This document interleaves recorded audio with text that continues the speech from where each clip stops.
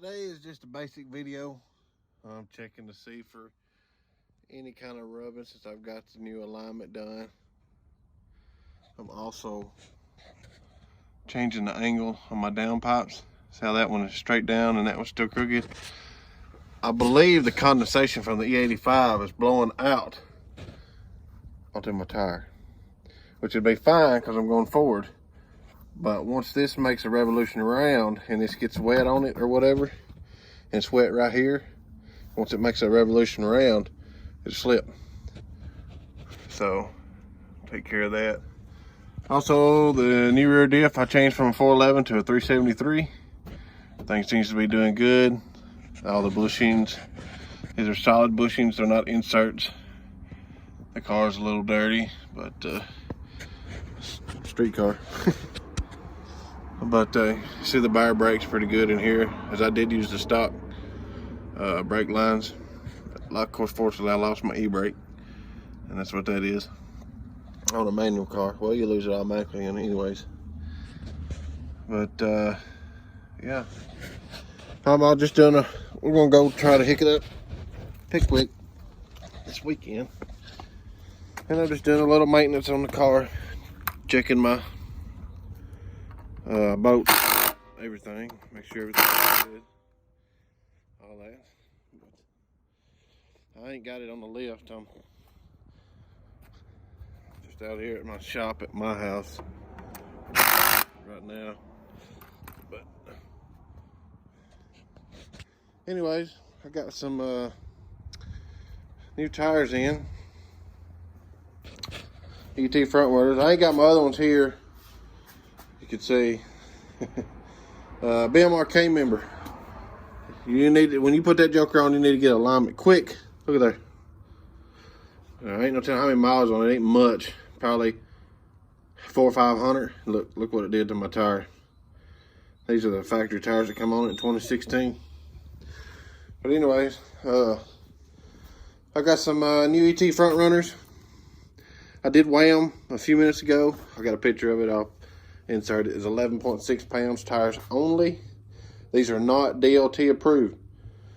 As far as I know, these are the lightest tires you can get. That's why you see a lot of the big dogs and stuff running them. But I'm running a slick anyway, so what's it matter? The rear's not DLT, so the front's not going to be DLT. You can still run in street events like in MRA. You can still run in those events if you want to. You're just automatically disqualified. That's all.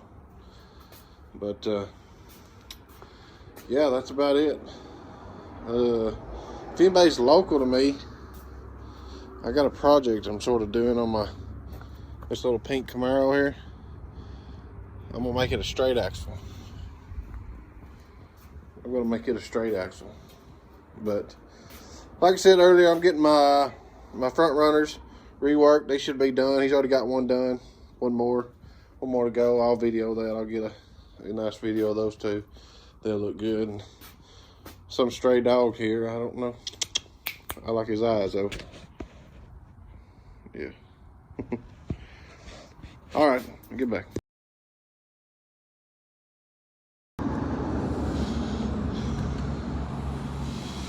Whoa!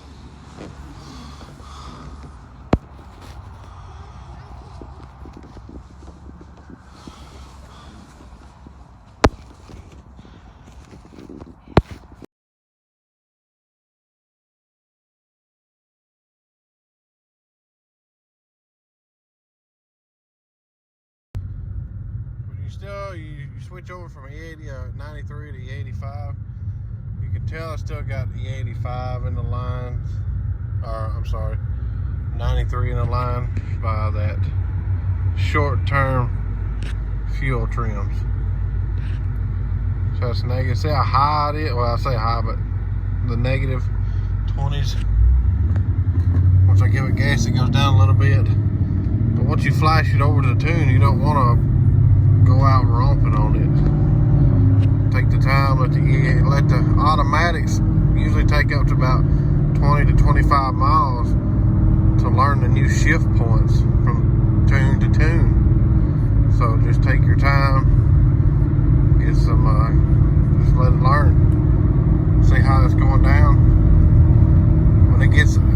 absorbed on an E85 tune, you don't have the alcohol percentage and alcohol learn. You got it, but it don't work on a dedicated E85 tune. So watch your short-term fuels. And when it gets down there low like it is now, it lets me know the car is getting the 85. I had this joker on sucking fumes. It's a wonder I made it home. I have run out of gas on the side of the road before, trying to run it out 93 to get some E85. But see how it's going positive now?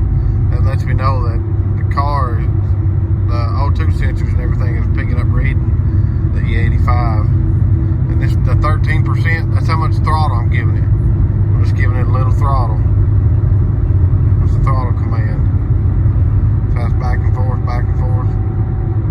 I let off the gas, it goes to 0. Give it gas, a little gas.